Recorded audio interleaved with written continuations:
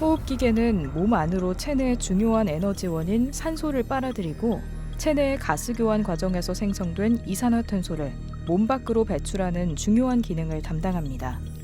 또한 공기 중에 섞인 먼지, 세균, 바이러스 등을 코나 기관지 등의 미세한 털이 걸러내서 체내로 들어가지 못하게 막아주는 역할을 하는데요.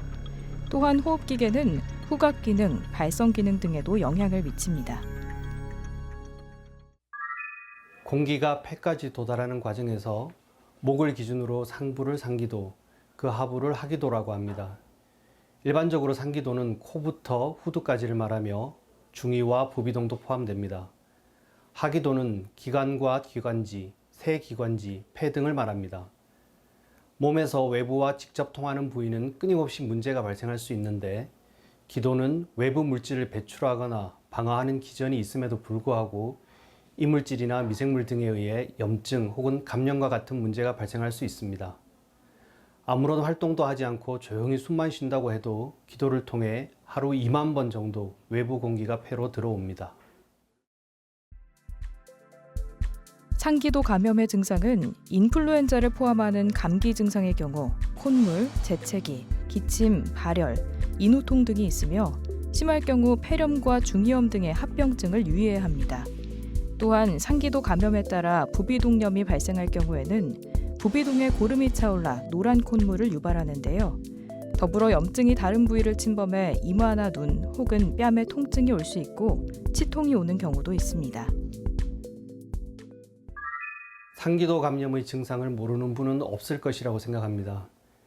일반적으로 어느 부위의 증상이 심한가 하는 정도의 차이는 있으나 보통 상기도 감염으로 인한 구체적인 질환을 구별할 수 없으므로 감기 혹은 감기 몸살로 통칭하고 있습니다. 심지어 기침, 가래, 콧물, 목 아픔 등의 상기도 감염의 증상이 없어도 발열과 몸이 아프면 감기 또는 감기 몸살로 말하고 있습니다. 그만큼 상기도 감염이 흔하고 증상이 다양하다고 할 수 있습니다. 의사들은 해부학적인 위치나 질환명으로 구분하여 비인두염, 편도염, 후두염, 부비동염, 중이염 등으로 구분합니다. 그러나 두 부위 이상이 함께 문제가 있는 경우도 흔하여 상기도 감염이라는 용어를 그대로 쓰기도 합니다. 학령기 아동에서 발생률이 가장 높은 하기도 감염증은 급성기관지염입니다. 급성기관지염은 대부분 항생제 치료 없이 저절로 좋아져 특별한 후유증이 남지 않는데요. 다만 드문 확률로 기관지염증이 만성화되면 기침과 가슴 통증이 점차 심해져 삶의 질까지 떨어질 수 있습니다. 성인 급성호흡기 감염증은 약 90%가 바이러스가 원인입니다. 리노바이러스가 대표적이고 이외에도 코로나 바이러스, 아데노바이러스, 파라인플루엔자 바이러스, 인플루엔자 바이러스, 여러 포진 바이러스 등이 병을 일으킵니다. 이러한 바이러스들은 정상적으로 사람의 기도에 존재하지 않기 때문에 다른 사람으로부터 전염되어 감염을 일으킵니다. 바이러스 이외에도 여러 세균이 감염을 일으킬 수 있고 A군 연쇄구균이 항생제를 사용해야 하는 대표적인 상기도 감염 원인균입니다. 하기도 감염의 경우 바이러스가 폐렴이나 기관지염, 세기관지염 등을 일으킬 수도 있고 특히 지역사회 획득 폐렴을 치료할 때는 폐렴 사슬알균, 마이코플라즈마, 헤모필루스 등의 세균이 문제가 되어 이러한 균종에 듣는 항생제를 경험적으로 사용합니다. 질병청에서는 감염병 표본 감시를 통해 매주 급성호흡기 감염증의 원인균에 대한 자료를 발표하고 있고 웹페이지에서 누구나 확인할 수 있습니다. 올해는 봄으로 접어들면서 1, 2월에 유행했던 호흡기 세포 융합 바이러스는 줄었고 리노바이러스가 증가하여 가장 많은 원인균을 차지하고 있습니다. 최근 들어 파라인플루엔자 바이러스도 증가하고 있고 기침이 오래 지속되는 경우 100일에도 문제가 되고 있습니다.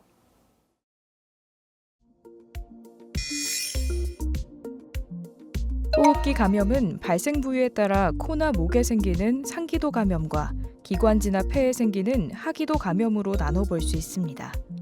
상기도 감염은 즉 코, 부비동, 인두, 후두 등의 급성 감염이 발생하는데요. 코막힘, 인후통, 편도염, 인두염, 후두염, 부비동염, 중이염, 감기가 대표적인 증상입니다. 바이러스에 의한 경우가 가장 많으며 나머지는 대부분 세균에 의한 감염인데요. 하기도 감염으로 주로 폐렴과 기관지염이 발생합니다. 하기도 감염의 대부분은 고열, 오한, 피로감 등의 전신 증상과 호흡곤란, 기침 등의 호흡기 증상을 동반하는데요. 열과 오한은 폐렴 환자의 50에서 85%에서 발견되지만 노인에게서는 나타나지 않을 수 있습니다. 인식이 많이 바뀌기는 했으나 급성 상기도 감염에서 항생제 처방 비율은 60에서 70%로 여전히 높은 실정입니다. 사실 원인균을 생각하면 10 내지 15% 정도에서만 항생제가 필요합니다. 증상이 심하지 않은 감기로 제 외래를 방문한 환자에게 녹차라고 적어드리면 화를 내실지 모르겠으나 실제 약제의 사용에 관계없이 대부분의 급성 상기도 감염은 저절로 호전됩니다. 급성 상기도 감염에서 항생제를 바로 사용하는 것과 경과를 보고 필요하다고 판단될 때 처방하는 것을 비교한 연구에서 실제로는 환자들의 만족도의 차이가 없었습니다. 초기에 합병증이 의심되거나 기저질환이 있는 경우 3 내지 4일 이상 호전 없이 증상이 악화되거나 증상이 좋아지다가 다시 나빠지는 경우에는 항생제 사용이 필요합니다. 또한 증상만으로 병변의 위치나 질환을 구별하기 어렵기 때문에 의사의 적절한 병력 청취와 신체 검진을 통해 어떠한 치료를 하는 것이 좋은지 결정하는 것이 바람직합니다. 인플루엔자나 코로나19 바이러스의 경우 치료제가 있기 때문에 환자의 나이나 기저질환 등 상태에 따라 검사를 통해 치료를 할 수 있습니다. 처방전으로 항생제가 나오면 오남용 및 내성에 대한 걱정을 하시는 분들이 많습니다. 그 중에는 항생제는 무조건 독하고 나쁘다고 생각하시는 분들도 계시는데요. 항생제는 세균 감염이 의심될 때 감염을 막거나 치료하는 데 쓰는 약물입니다. 당연히 항생제를 함부로 쓰면 안 되겠지만 항생제는 적절한 순간에 쓰면 질병의 경과를 바꿀 수 있습니다. 앞서 설명드린 것처럼 급성 호흡기 감염증의 약 90%가 바이러스가 원인입니다. 발열 등 증상이 심하다고 해서 반드시 항생제가 필요한 것은 아닙니다. 실제로 하루 이틀 복용하다가 증상이 좋아져서 약을 먹지 않은 경험이 있는 분들도 있을 것입니다. 의사의 진료를 통해 항생제 사용이 필요하다고 판단된 경우 적절한 종류를 올바른 용량과 기간만큼 복용해야 합니다. 항생제는 부작용이 많은 약이고 오남용 시 내성균 발현과 같은 문제도 발생합니다. 약물 상호작용으로 흡수에 문제가 있는 경우도 있어 의사의 상담과 처방을 통해 올바른 투약이 필요합니다. 호흡기 질환 예방을 위해 중요한 것은 청결입니다. 틈틈이 비누로 손을 씻고 알코올이 함유된 손세정제를 바르는 것도 방법인데요. 기침은 입을 막고 하고 마스크를 착용하고 분비물이 손에 닿지 않도록 기침할 때 휴지로 입을 막아주어야 하는데요. 만약 휴지가 없다면 팔 오금 부위에 입을 대고 기침하는 기침 예절을 지켜야겠습니다. 코로나19 바이러스 유행 기간 동안 다른 호흡기 바이러스의 감염도 함께 줄었던 것을 떠올려 보시면 되겠습니다. 상식적이고 기본적인 것들만 지켜도 많은 부분 예방이 가능합니다. 손 씻기와 같은 개인 위생에 신경 쓰고 기침 예절을 지키고 증상이 있으면 다른 사람을 위해 마스크를 착용하는 것이 좋습니다. 면역에 문제가 있는 환자들도 병원이나 공공장소에서 마스크를 착용하는 등 주의를 하시는 것이 좋겠습니다. 그리고 금연을 하는 것도 중요합니다. 리노바이러스로 전파 실험을 한 과거 연구를 보면 직접 접촉하지 않더라도 감염제와 같은 공간에 오랜 시간 함께 머무는 것만으로도 감염이 됩니다. 건강에 문제가 있는 분들은 주의가 필요하겠습니다.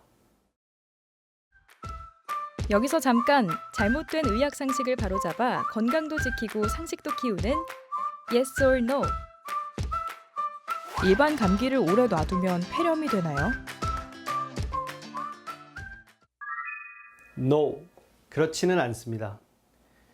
일반적으로 감기라고 불리는 상기도 감염의 경우 투약 여부에 관계없이 대부분 저절로 호전됩니다. 다만 고령, 소아, 기저질환이 있는 경우 혹은 충분한 휴식을 취하지 못하는 경우 폐렴과 같은 질환이 합병되기도 합니다.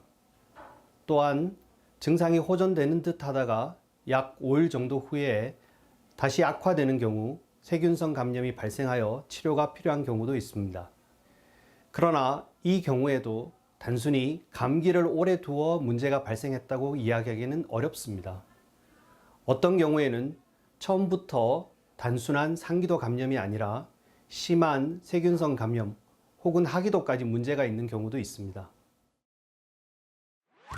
잘못된 의학상식 깨치기 Yes or No 두 번째. 항생제는 최소 5일에서 10일 이상 연속으로 먹어야 한다는데 사실인가요?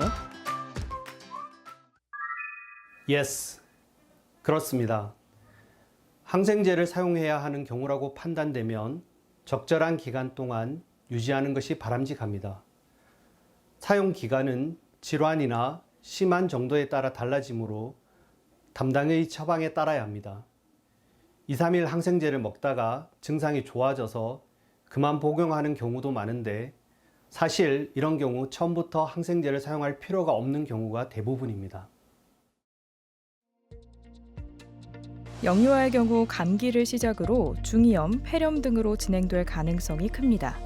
의식장애, 무기력 등의 전신 증상이 심한 경우, 호흡곤란 및 저산소증이 발생한 경우, 3일 이상 지나도 고열이 떨어지지 않고 호흡음에 변화가 생기면 폐렴이 동반됐을 가능성이 있으므로 병원에 방문하여 진료받는 것이 좋겠습니다. 이번 달부터 의료기관 내에서의 마스크 의무 착용이 권고로 바뀌었습니다.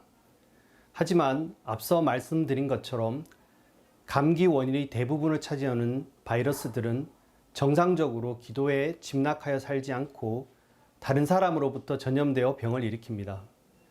따라서 감기 등의 호흡기 증상이 있거나 면역이 떨어져 있는 분들은 많은 사람들이 있는 공간에서 마스크를 착용하고 기침 예절을 지키는 것이 좋습니다. 특히 기도 분비물에 의한 전파도 잘 알려져 있어 손 씻기와 같은 개인 위생에도 신경 써야 하겠습니다. 코로나 사태에서 겪어보신 것처럼 상식적이고 기본적인 것이 가장 중요하겠습니다.